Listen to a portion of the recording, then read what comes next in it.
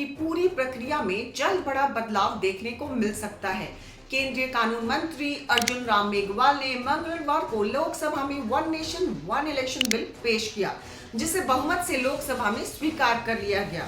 Bill स्वीकार करने के पक्ष में कुल 269 और विरोध में 198 वोट पड़े।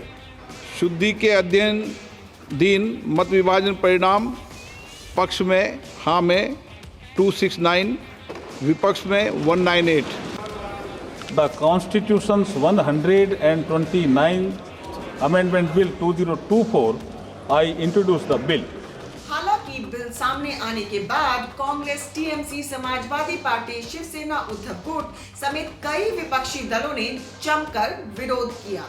This bill is based on maximizing political gain and convenience. This bill will finish off regional parties. This bill is only brought in to massage the ego of the supreme leader. Thank you, sir. Oppose this bill. और आपके माध्यम से देश के जनमानस से कहना चाहता हूं, ये भारतीय जनता पार्टी के लोग तानाशाही लाने के नित नए रास्ते लाते हैं। जो 8 विधानसभाओं का चुनाव एक साथ नहीं करा पाए, 4 राज्यों के चुनाव एक साथ नहीं करा पाए, वो पूरे देश की लोकसभा और सारे प्रांतों की विधानसभा एक साथ कराने की बात करते हैं। इधर केंद्रीय गृह मंत्री अमित शाह ने लोकसभा को बताया कि सरकार एक राष्ट्र एक चुनाव विधेयक की व्यापक परामर्श के लिए संयुक्त संसदीय समिति यानी कि जेपीसी को भेजा जा रहा है।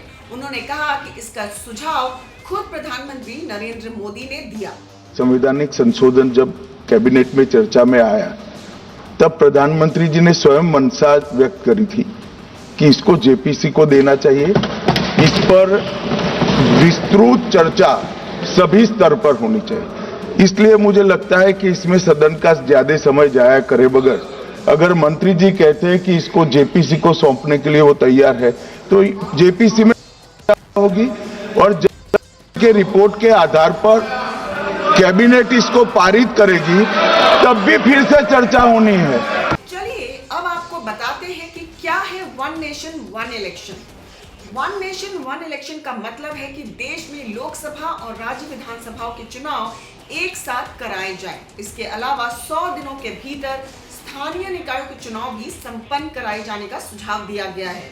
दरअसल आजादी के शुरुआती दशकों में 1952, 1957, 1962 और 1967 तक लोकसभा और विधानसभा चुनाव साथ साथ कराए जाते थे, लेकिन राज्यों की राजनीतिक परिस्थितियों और विधानसभाओं के असमय भंग होने के कारण यह व्यवस्था टूट गई।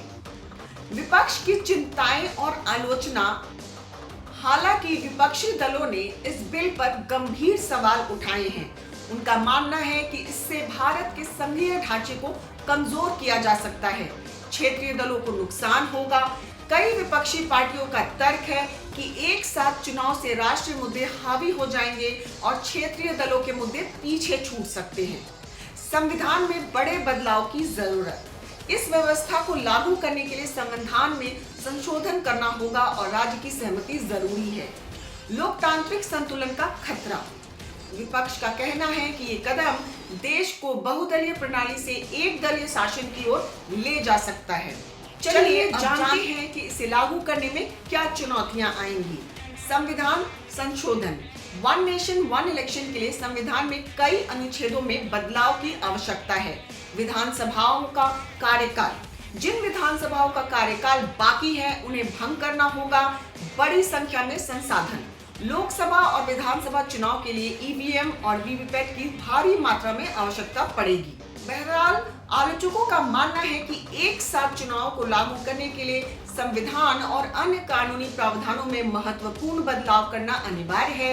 इसके लिए पहले संविधान में संशोधन और फिर राज्य विधानसभाओं की स्वीकृति लेनी जरूरी होगी। साथ में परिसीमन का सवाल भी उठ रहा है।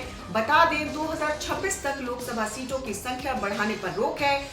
2027 की जनगणना के बाद सीटों का पुनर्निर्धारण हो सकता है, जिससे लोकसभा की सीटें 543 से बढ़कर 750 हो सकती हैं।